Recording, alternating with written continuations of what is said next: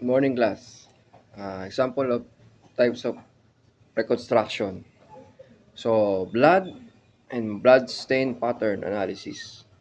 So, common in murder and in homicide. So, the blood stain pattern. So, analysis to to know the what is the crime, what is the the motive and intention, and what is the methods of operation. So the blood stain and pattern analysis. Next, the identity of the victim and offender is a type of reconstruction. Examples: reconstruction.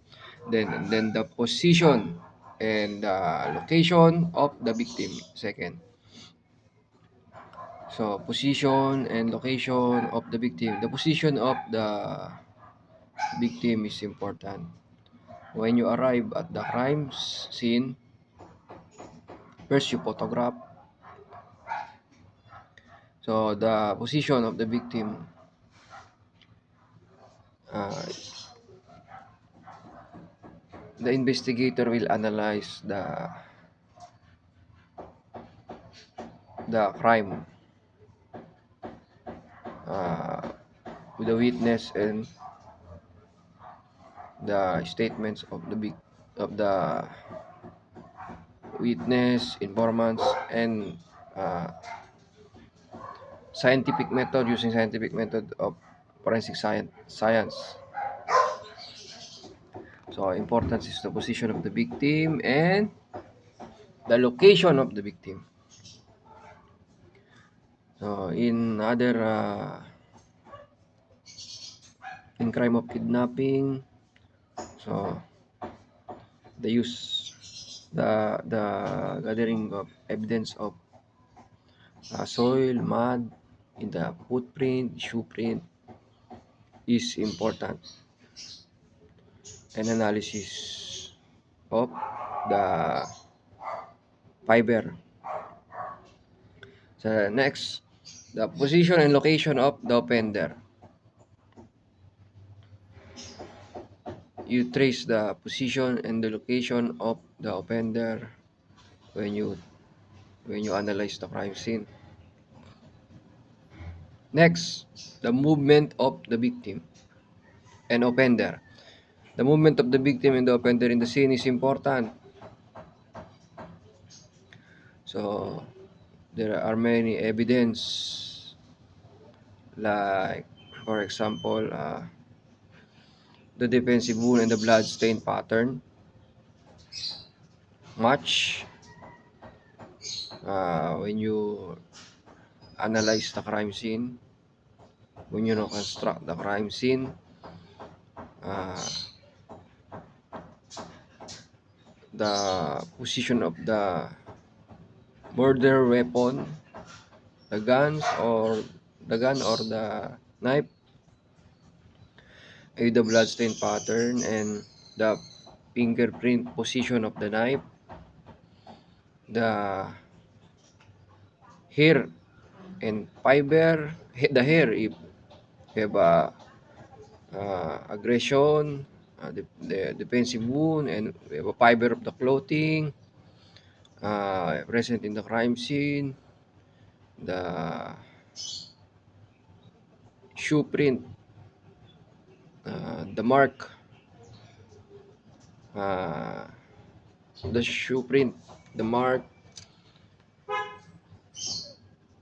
uh, example, if the suspect kicked the door, kicked the victim, the shoe print and the mark is in the clothing or in the door. Next, the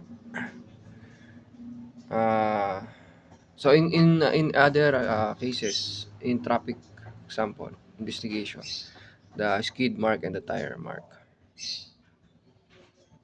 So and the bumper in the clothing of the victim and the skid mark in the road and the tire mark. Next,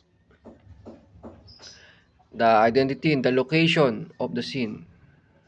If the victim is removed and left, so if the victim is removed, the bloodstain pattern analysis and the other evidence, uh, you will see the uh, any mutilation or alteration or contamination of the evidence if the victim is removed, and you will see that the crime scene is not genuine. So genuine means first touch, so it it mutilate or alterate by the suspect or any involved in the crime scene. So may indicate the stage or secondary scene. So indicate the stage first and second, third, fourth, fifth stage of the scene. So kaya nga nasabi ko, hindi mo pwede na sinaksak pero nauna muna yung yung knife bago sinaksak. Siyempre, bubunot muna, di ba? Hahawakan muna. Hindi pwede na lumipad yung knife nang hindi naman sinasaksak. Meron bang ganon? So, minimum number of blows struck. So, minimum number of blows present in sample in stabbing.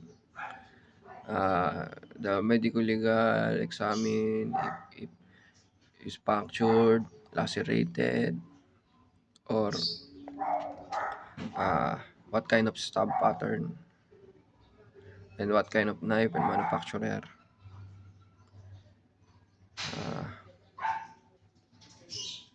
And any contusion and any evidence.